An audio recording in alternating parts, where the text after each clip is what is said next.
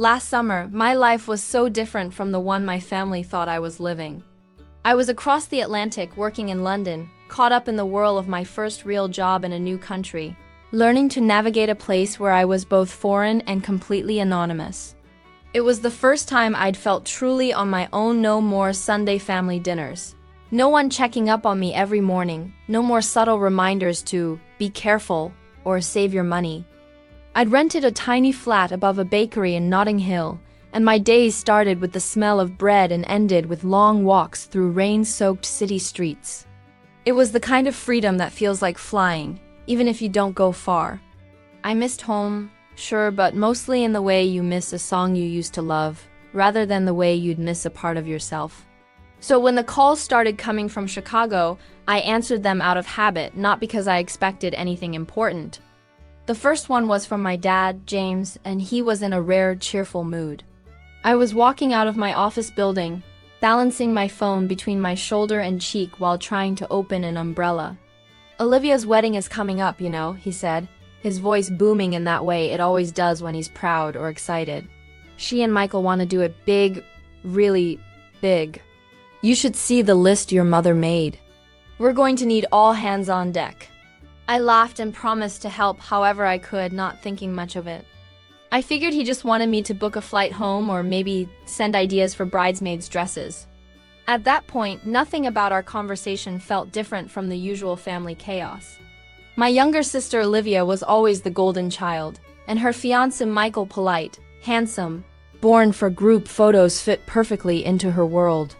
I liked them both, even if I always felt a little bit outside of their circle. A few days later, my mom called. Her name is Linda, and if you've ever met a woman who can say, "I love you," and "you need a haircut" in the same breath, you know exactly what she's like.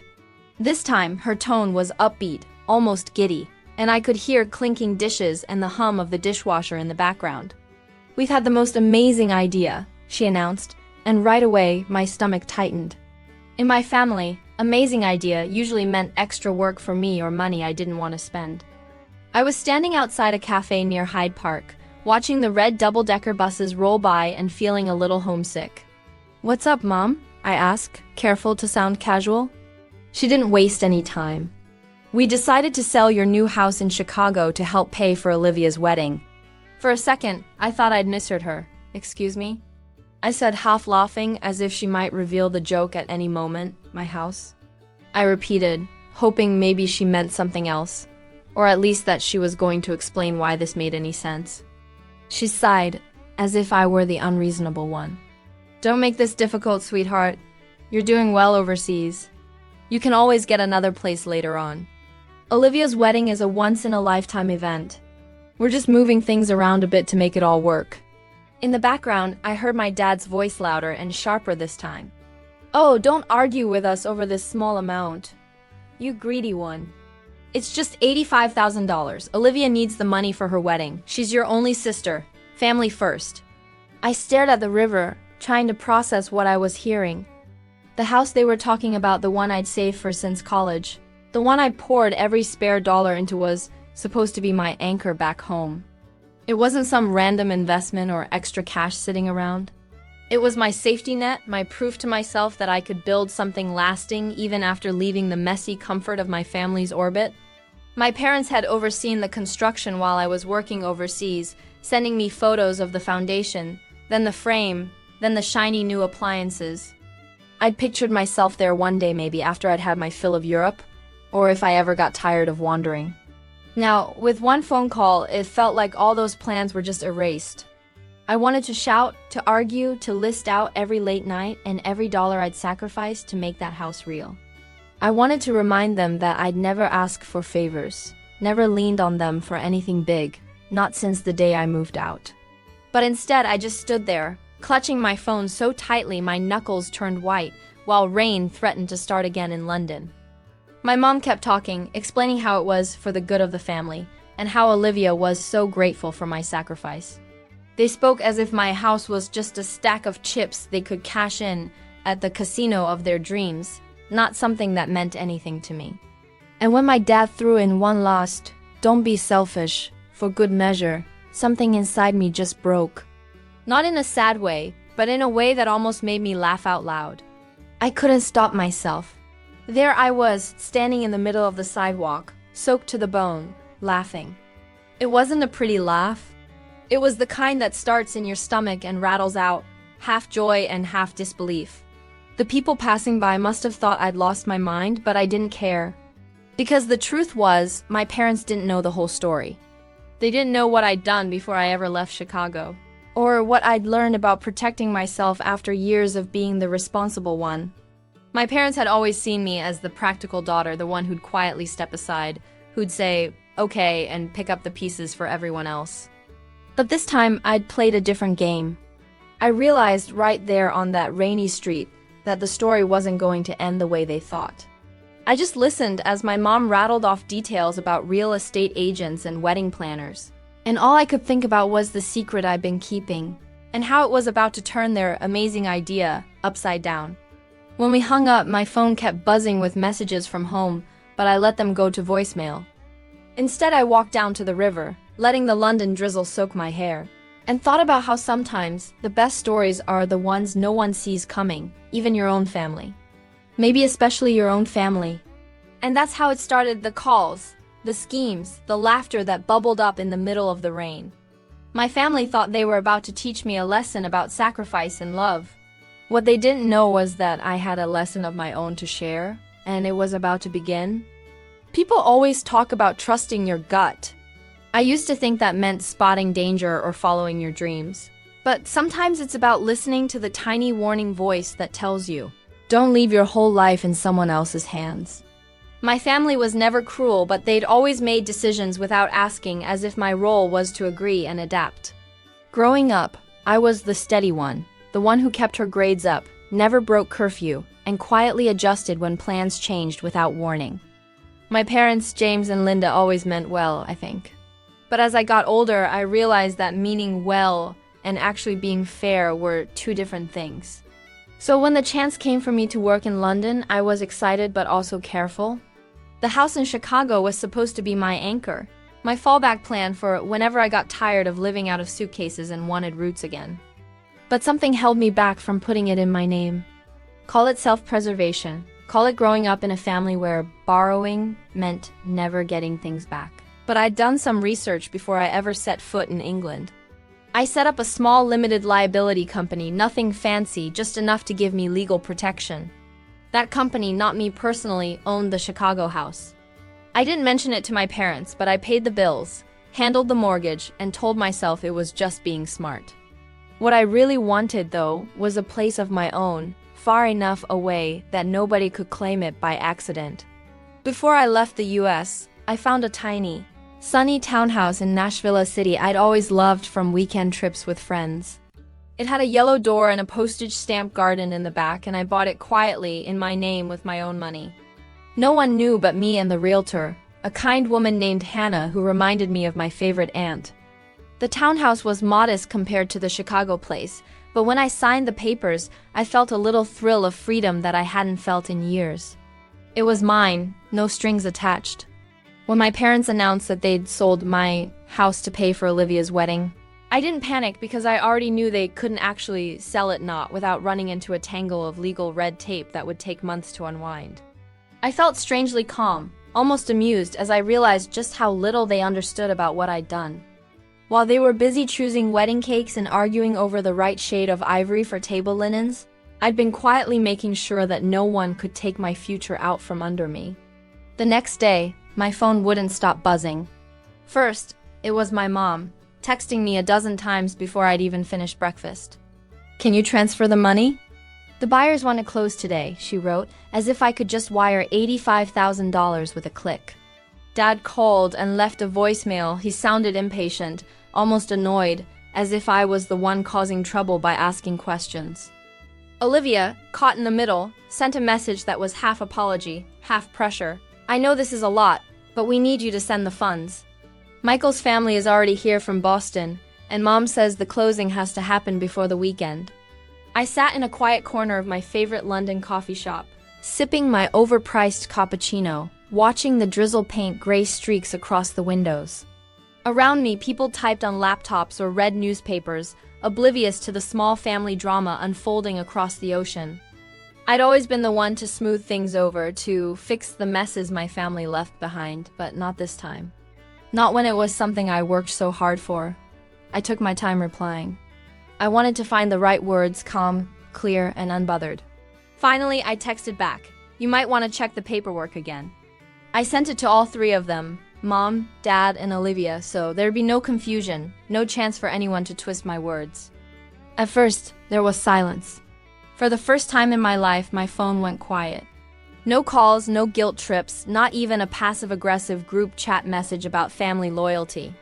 I pictured them sitting in the kitchen at home, staring at documents, flipping through folders and emails, maybe calling the real estate agent in a panic. I imagined my dad getting frustrated, my mom worrying about what to say to the buyers, Olivia caught between wanting her dream wedding and not wanting to ruin her relationship with me. I almost felt bad for them, almost. I knew it wouldn't be long before they figured it out. The house was in the name of my LLC, and any sale would need my signature, my consent, my approval. Without it, nothing could go forward. I had the leverage, and they knew it.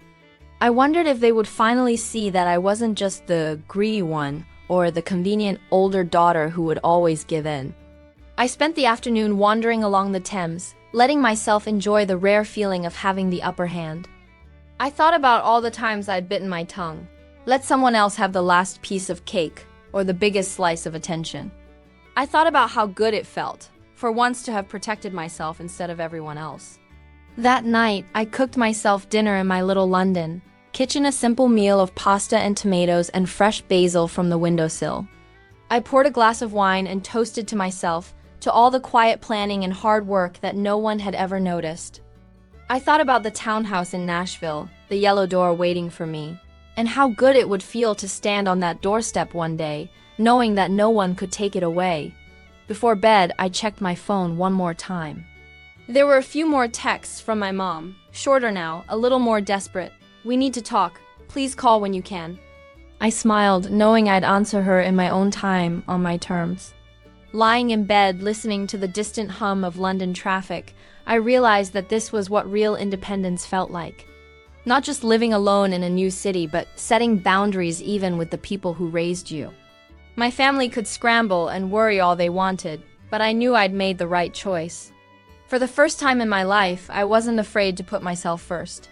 And so, while my family tried to untangle a mess of their own making, I slept better than I had in years, dreaming of sunlight and a yellow door in a city where I could finally be myself. By the time Olivia's wedding rolled around, a whole month had passed since my family's wild attempt at selling a house they didn't own. The fallout had settled into a strange quiet. I'd gone back to my routines in London, early mornings at my favorite bakery, late nights answering emails from clients back in the States, and every once in a while, a call from Mom that ended with us both pretending nothing had happened. There was an unspoken truce, a sense that we were all waiting for the big family reunion to see how things would play out face to face. Olivia's wedding was set for New York City in a hotel so grand it made my head spin. When I landed at JFK, I was hit by a wave of humid air and a knot of nerves I hadn't expected. I'd missed a lot of big moments during my months overseas, but nothing felt as momentous as walking into that lobby and seeing my family again, especially with our recent real estate drama hanging in the background like an untold secret. The rehearsal dinner was my first test. The ballroom was filled with fresh white roses, gold-rimmed plates, and candles twinkling from every corner. Olivia looked radiant, gliding through the room on a cloud of happiness. She introduced me to Michael's family, who were all smiles and gentle questions about my job in Europe. No one mentioned the house. No one even hinted at the months of stress that had just unfolded behind the scenes. I was grateful, but I also knew it couldn't last. The wedding day itself was a spectacle, every detail manicured. Every guest ushered to their seat by a perfectly polite attendant. The string quartet played softly as Olivia walked down the aisle, her dress trailing behind her like a cloud. Michael's mother wiped tears from her cheeks. My dad stood stiff in his tuxedo, beaming for the photographers, while my mom darted around making sure everything was perfect. From my place near the back, I felt almost like an observer, part of the family, but set apart by everything we'd left unsaid. I watched Olivia and Michael exchange vows, their voices trembling with emotion. I remembered the little girls we'd been sharing secrets in the dark, fighting over borrowed clothes, promising we'd always have each other's backs. For a moment, I almost forgot about the tension, the house, the money. For a moment, I was just her big sister, proud and happy. But families don't change overnight, and it wasn't long before reality crept back in. At the reception, after the toasts and the first dance, Dad found me by the bar. He looked uncomfortable, his smile tight. "We need to talk about the house," he said, low enough that no one else could hear. I set down my glass. "Oh, you mean the house you thought you sold?" I didn't raise my voice. I didn't have to. The words landed between us like a stone. He flushed. "You could have told us what you did. We were counting on that money for Olivia's wedding. You made us look foolish in front of everyone." I shrugged, feeling calmer than I expected. "You never asked, Dad. Besides, you called me greedy for wanting what was mine. So I made sure what was mine stayed mine. That's what you taught me, isn't it? Look out for yourself first." He opened his mouth to argue, but the music swelled and the conversation drifted away. For the first time, I saw him not as my all-knowing father, but as a man who could make mistakes, who sometimes put his comfort above the feelings of others. I wondered if he understood how much that had shaped me, how every lesson about independence had been learned the hard way. Later, Olivia found me during the cake cutting. Her face was flushed from dancing, her eyes bright with happiness. She squeezed my hand and leaned in close, her voice soft so no one else could hear. "I know this was all a mess, but you always did know how to look after yourself. I hope you're not too mad." I looked at her, the sister I'd defended from bullies on the playground. The girl who'd borrowed my sweaters without asking, the woman now starting her own family. "I'm not mad," I said. "I just wish things could have been different. But I'm glad you got your day, Liv. I really am." She smiled, relief washing over her features. "Maybe someday we'll both figure out how to be happy and not hurt each other in the process," she said. It sounded like both a promise and a plea, and for the first time in weeks I believed it could be true. When the dancing started, I watched from the edge of the room, sipping champagne and letting the music wash over me. Guests swirled around the dance floor, laughter bubbling up, the band playing old love songs. It should have felt bittersweet, but instead, I felt light and tethered from the old family expectations, free from the guilt that had colored so many of my decisions before. I had kept something for myself, and it hadn't made me a villain. If anything, it had made me whole. As the night wore down and guests filtered out, I found Mom on the terrace, her arms wrapped around her shoulders, watching the city lights.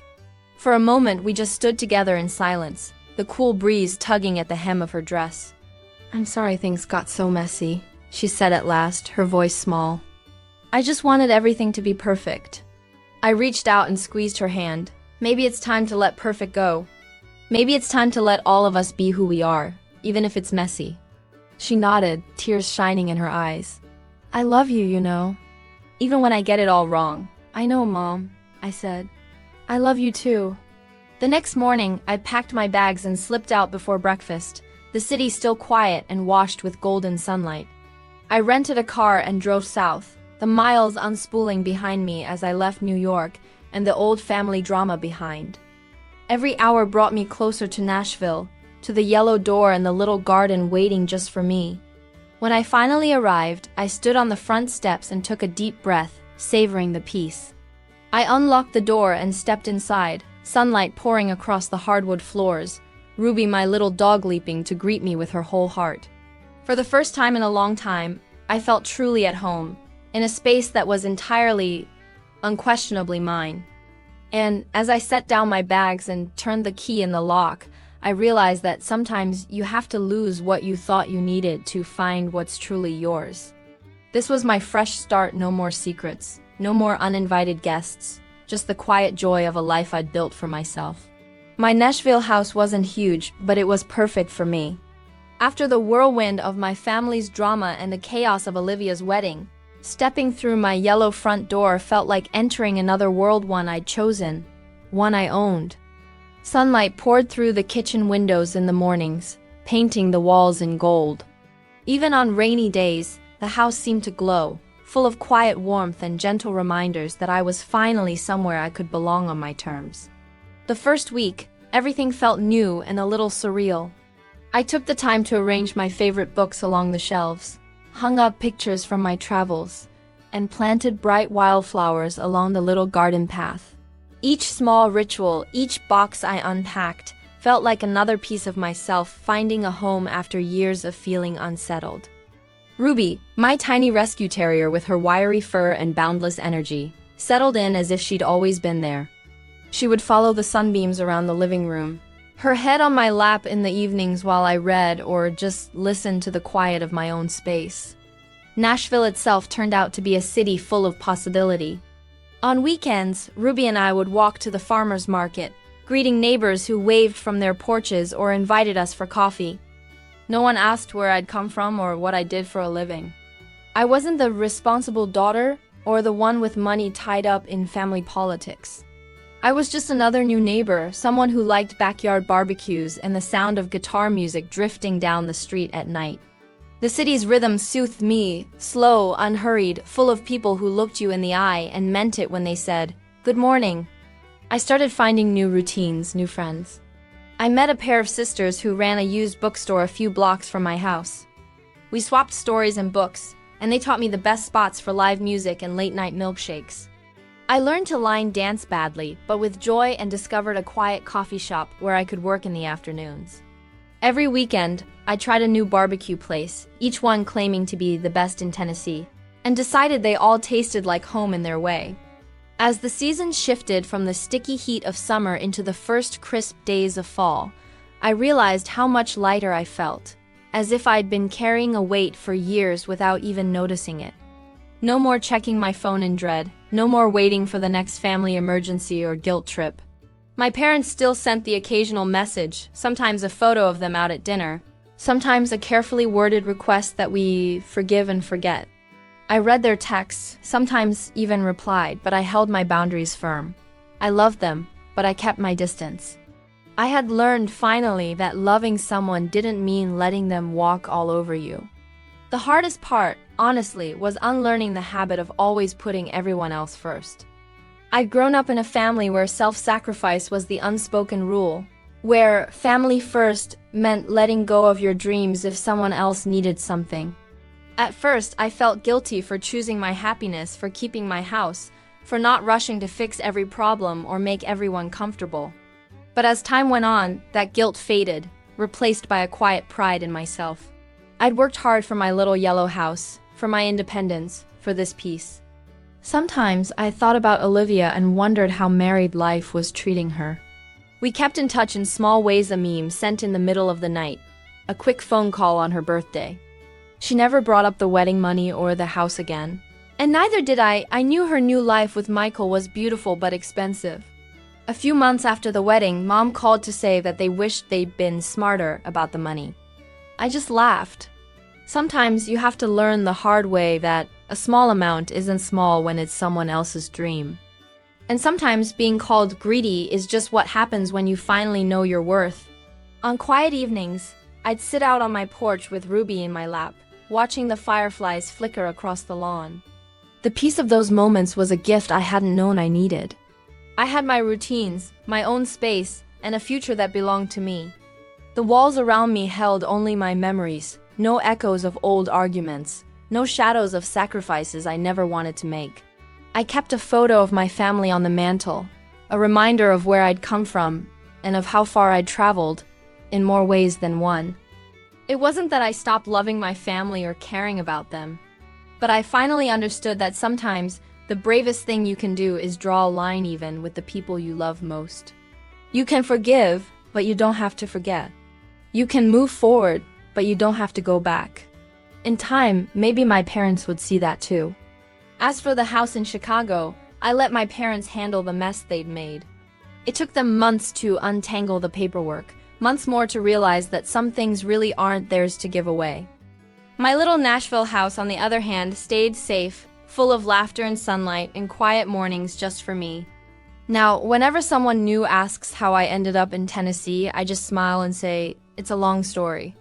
And it is a story of family and money, of heartbreak and healing, of learning to stand up for myself, even when it wasn't easy. I tell them about the yellow door, about Ruby's adventures in the garden, about how sometimes the best endings are the ones you write for yourself. So that's my story: the house, the family, the not so small amount of money, and the lesson that took me years to learn. Always read the fine print, and never let anyone sell your dreams out from under you. Especially when you know exactly where your real home is.